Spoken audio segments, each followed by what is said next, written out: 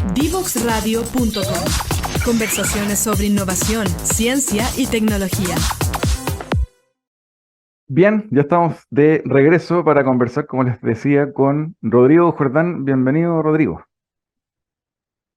Hola, hola, ¿qué tal? ¿Cómo estás, Ángel? Un placer estar aquí. Buenos días.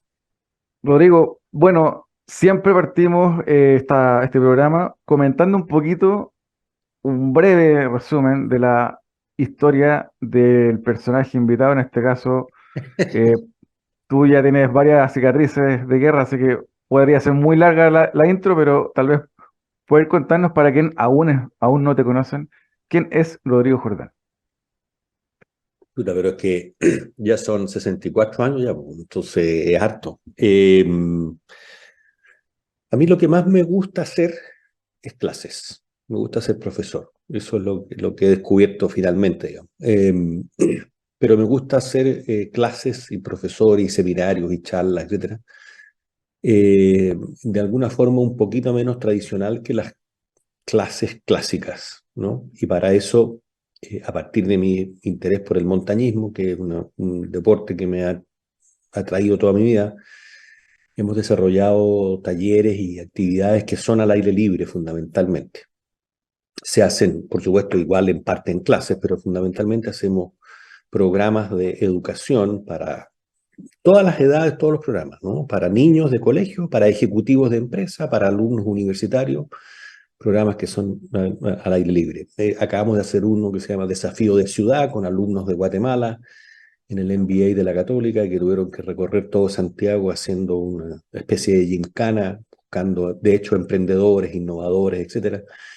Con alumnos de Wharton, de Estados Unidos, los llevamos, tengo ahora para el año nuevo, dos viajes, uno a la Antártica y otro a Tierra del Fuego. En fin, ¿no? Hemos hecho eso.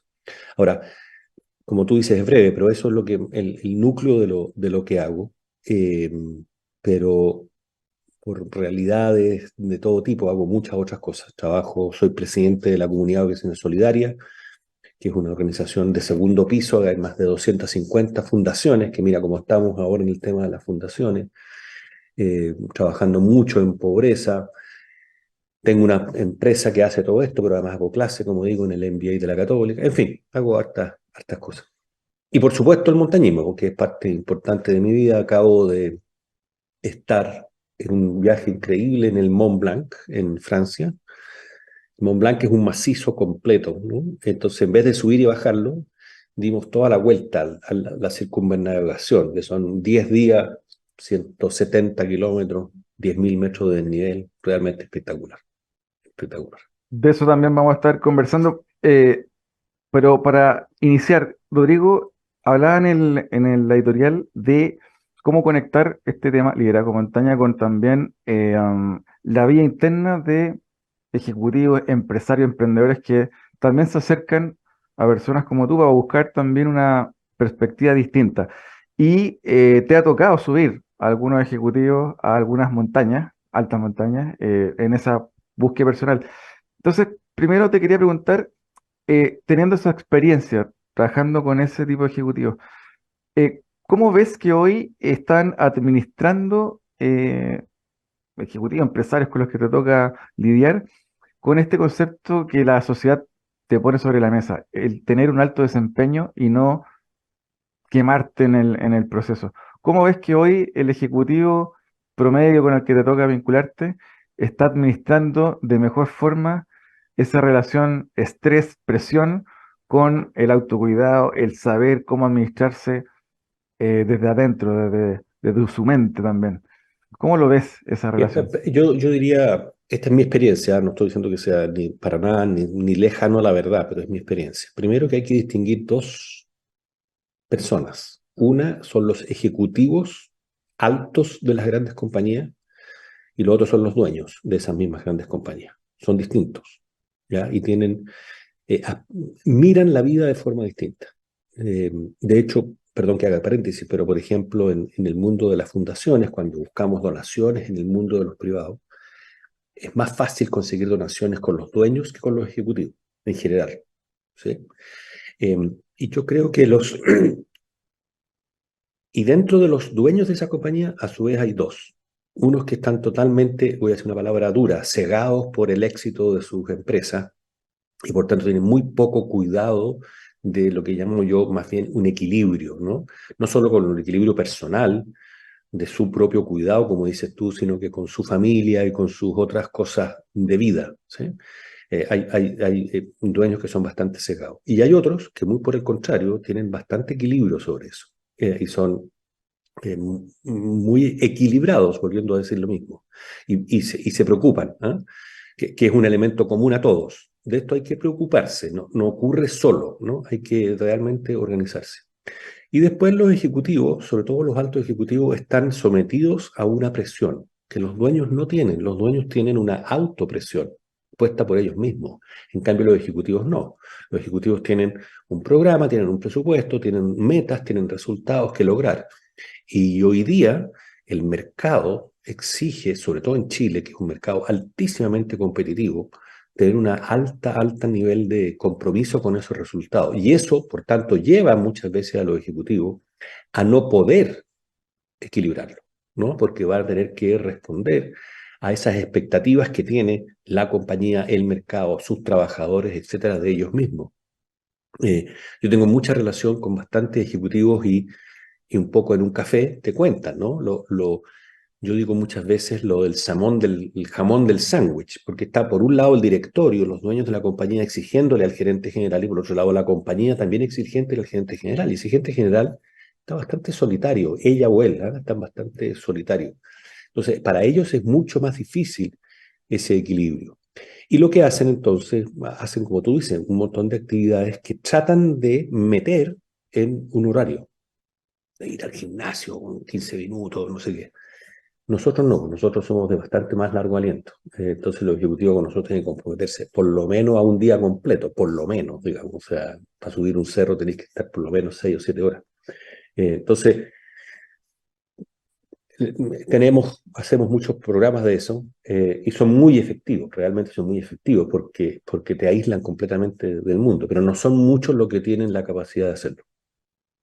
En algunas entrevistas te he escuchado varias veces nombrar esto de que muchas agencias que suben clientes a el Everest, por ejemplo, son aquellos que buscan tal vez algo un poquito más turístico, más que realmente sean montañistas o montañeros propiamente tal. En esa búsqueda, también te ha tocado ver aquel ejecutivo que solamente está volcado hacia la superación de sí mismo, desde el ego y no tanto del amor al deporte, sea montaña, sea... Total, pues, total. ¿Cómo lo ves ahí? Total. O sea, se transforma muchas veces, y yo diría que la gran mayoría de las veces, se transforma en otra meta que este ejecutivo quiere lograr, ¿no? No es un espacio de construcción personal, de análisis de sí mismo, no, muy por el contrario, es otra competencia más, ¿no? Fui gerente general, fui doctor, fui y subí el Everest, digamos, ¿cachai? Es como otro tic en el currículum. Yo diría que esa es la gran mayoría de los casos. Y ojo, que a nosotros lo que nos pasa muchas veces es que cuando llevamos a ciertos ejecutivos, eh, nosotros los vamos transformando. Algunas veces llegan porque quiero subir a la Concagua, ¿no? Como un objetivo. Ya, ok, subamos a la Concagua. Pero vais a tener que salir con nosotros. ¿Cómo? Esto no es por un lado. No, vos tenéis que salir por lo menos un año antes y hacer una preparación. Y en ese proceso van descubriendo lo valioso que es el montañismo como un lugar para la autoinspección, la autorreflexión, el compañerismo, los valores, el cariño, el afecto por el otro, el afecto por la naturaleza, y por tanto se transforma en un espacio recomponedor de la persona. Rodrigo, y entrando también en otro ámbito que te toca también trabajar con equipos en empresas, ejecutivos, te he escuchado también hablar bastante de este concepto de liderazgo adaptativo, cómo estos equipos y estos líderes de esos equipos logran adaptarse a cosas como la que nos toca vivir hoy, esta época post-COVID, que fue un shock potente. Veía por ahí noticias en China, otra oleada de enfermedad. ¿Cómo ves que hoy ya los equipos, los ejecutivos con los que te toca relacionarte, están mejor preparados para futuros shocks, como por ejemplo puede ser un nuevo COVID? ¿Ves que hay mayor musculatura, mayor capacidad de adaptación? Voy a ser cuidadoso en mi respuesta. Eh, Déjame partir por decir que cuando uno habla de desafío adaptativo se está refiriendo a un concepto bien estricto, ¿ah? No es un concepto así ¿no? Este término lo acuñó un gran profesor de Harvard que se llama Ronald Heifetz a finales de la década del 90.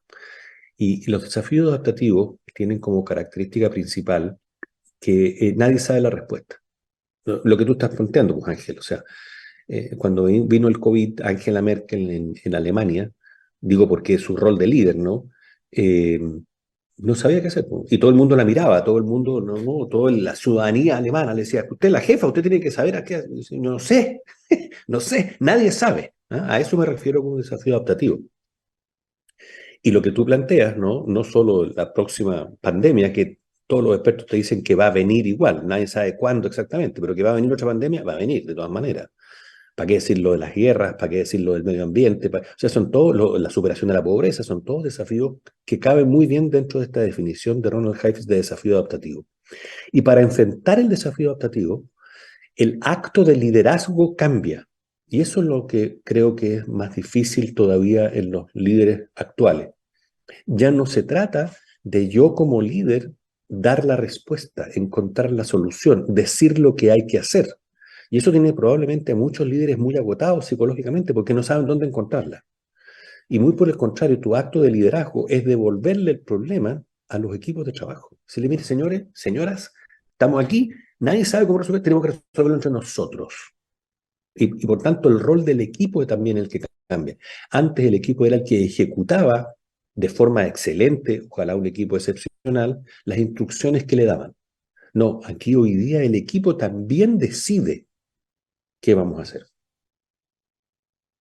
Rodrigo, para entrar en materia en temas de montaña, y lo vamos a ir conectando con el nombre del programa de hoy, que tiene que ver con Escalera hacia los sueños, emulando, conectando con tu libro, del que vamos a comentar en el segundo bloque, que escribiste con Marcelo Cecil Monetti. Em, el mundo de la montaña, tú comentaste en algunas entrevistas también que sobre todo la última ascensión o la primera ascensión al Everest fue muy ingenieril. No eran Total, montañistas subiendo, sino eran ingenieros subiendo. tal cual. Cuéntanos respecto, porque lo conecto con el tema del alto desempeño ejecutivo del que hablábamos recién. ¿Cómo fue esa lógica de pasar de la mente montañera, del montañero, a la mente ingenieril para ejecutar el ascenso? Ya, lo que pasa es que somos todos ingenieros, ¿ah? Los que fuimos, o bueno, la gran mayoría, habían constructores civiles y había un abogado, que es importante siempre andar con un abogado, pero en general éramos ingenieros. Eh, por nuestra estructura mental, dijimos esto del cerro no solo corresponde, nos dimos cuenta que no solo tenía que ver con capacidad física, capacidad técnica y habilidad para escalar y manejarse con las cuerdas y los mosquetones, sino que había toda una logística que hacer, todo un movimiento de equipo, de alimentación, de construcción de campamentos, etc. Y le metimos Excel, así de firme. ¿Ah?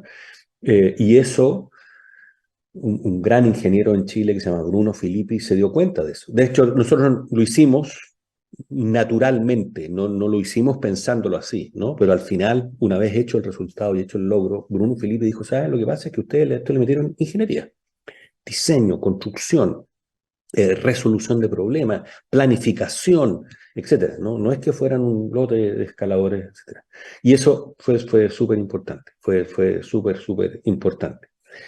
Pero a su vez, y esto es lo bonito de ese proceso, y yo de eso soy muy agradecido, eh, los que fuimos, y no todos los que fuimos, pero los que fuimos, que hicimos ese proceso, también tenían mucha capacidad de comprensión y contemplación del entorno.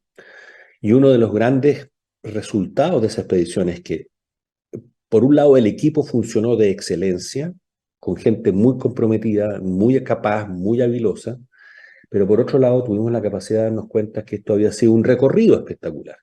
Y Cristian García Huidobro, mi gran compañero de cumbre, dice, la cumbre no fue más que una excusa para un bello recorrido. Y en ese bello recorrido tiene que ver con el proceso, de vivir ese proceso. Eso fue una fortuna, fue de verdad una fortuna porque nos permitió darnos cuenta de ambas cosas. Alguna vez por ahí, Rodrigo, leí un análisis, un tipo que analizaba un poquito lo que ha sido tu trayectoria también, vinculándose con otros montañeros que han hecho ruta contigo, y vertical, que es tu rol también desde el lado emprendedor. Y este tipo hablaba del estado mental vertical, que me pareció interesante porque hablaba de que el montañero arriba tiene que ser autónomo, pero a la vez con un sentido de equipo. Cuéntanos un poquito en esto de el ser muy ingeniero para hacer ese ascenso. eh, ¿Cómo juega esto de que sí, vamos en equipo, pero cada uno tiene que ser lo suficientemente autónomo en caso de que quede solo, como alguna vez también nombraste esa frase, you are your own, te quedaste por la tuya y tiene que ser capaz de ejecutar solo. Cuéntanos cómo se da esa dualidad de you are your own, pero también somos equipo a la vez. Es que incluso es al revés, ¿no? Porque frente a esto del compañerismo, del cariño y del afecto que uno tiene por el otro, esto nos enseñó Claudio Lucero, que es nuestro gran instructor de montaña. Tú tienes que ser totalmente autónomo porque si por y sobre todo más que autónomo, capaz de estar solo, digamos, de resolver tus problemas solo. ¿Por qué? Porque si te pasa algo, le vas a obligar al equipo a reaccionar contigo. Entonces, en vez de transformarte en un activo del equipo, te transformas en un pasivo. Por tanto, es súper importante que tú sepas que, una anécdota, el agua, por ejemplo. El agua es personal, ¿sí? El agua es personal. Y que por supuesto que si me queda medio litro de agua, estamos al final del día, y un compañero mío se tomó toda la tuya y la tiene sed, voy a compartir mi agua. Pero no es eso lo que estamos diciendo. Lo que estamos diciendo es que todos tienen que tener su agua personal y llegar con 300 ml de vuelta al campamento. ¿Sí? Pues eso parece mezquino, pero por el contrario es tremendamente generoso porque no le genera problemas al resto del equipo. ¿Sí? Entonces, en esa capacidad individual está, pero el elemento del equipo está en la construcción de toda la expedición. ¿Cómo logras montar un campamento? Ya, dos tienen que subir, pero dos tienen que llevar los equipos, dos tienen que llevar la alimentación. Entonces, la construcción de todo el sistema es de un equipo completo que hacen distintas pegas y que se rota además. Algunos están abriendo la ruta, otros están transportando carga, otros están descansando. Las expediciones duran 60 días. Tú tenés que dejar, después de 4 días, trabajar en el cerro, 8 horas, 10 horas, tenés que dejar que las personas descansen. Entonces, hay un verdadero trabajo de equipo en la construcción de la obra, por llamarlo así. Rodrigo, lo último, antes de irnos al corte, también yéndonos al montañismo en sí, están estos altos eh, deportistas que van sin oxígeno, por ejemplo, o acometen otro tipo de acciones que permiten nuevas rutas que nunca han sido exploradas. Cuéntanos también, ¿qué hay detrás de eso? ¿Cuál es el desafío de ponerle capas de complejidad a cosas que ya son suficientemente difíciles de hacer? El montañismo tiene una gran particularidad que es que no tiene reglas. No hay borde de línea, no hay córner, no hay arco, no hay árbitro, ¿no? O sea, no tiene reglas. Uno las pone en su... Y la ética, se llama así, la ética del montañismo, va moviendo el límite de lo posible. Edmund Hillary, que fue el primero en subir el Everest, miró la pared que nosotros escalamos el año 53, la miró y dijo, esto va a ser simplemente imposible que alguien lo escale nunca. Y nosotros lo escalamos en el año 92, 40 años después. Pero eso tiene que ver con la evolución, tiene que ver con las capacidades, etc. Entonces, lo que se le empieza a pedir al montañismo de alto rendimiento es que empiece a hacer cosas cada vez más exigentes, más difíciles. Y eso significa rutas de extrema dificultad, con una, agregarle la condición, en vez de ir en la mejor época, ir en la peor, ir en invierno. Los Sherpas acaban de subir el K2 en invierno, que nunca se había hecho. Y, ojo, las capas de dificultad personales, o sea, llevar menos oxígeno, menos equipamiento, ¿cierto? Para hacerlo más rápido. Entonces, el nivel de riesgo que uno asume depende de cada uno. Y ahí es donde vienen las muertes. O sea, cuando tú exigís demasiado, entonces vienen las muertes. Y hoy día creo que hay una presión muy importante del mundo de los auspiciadores, porque todas estas cosas cuestan dinero, en donde de alguna forma obliga a los escaladores a ir un poquito más allá de lo posible, ¿sí? Y ese balance entre lo que es mover la línea y arriesgar la vida es muy delicado, muy, muy delicado. Rodrigo, te quiero invitar a una breve pausa. Al regreso vamos a hablar de la aventura. Hiciste un taller que me tocó participar, el taller de bolsillo, sobre la aventura. Interesante, vamos a hablar de ello. También un poquito de propósito y tu libro y tu recomendación de otro libro. Así que vamos y volvemos con Rodrigo Jordán. Divoxradio.com. Tecnología, innovación y ciencia. A un solo clic.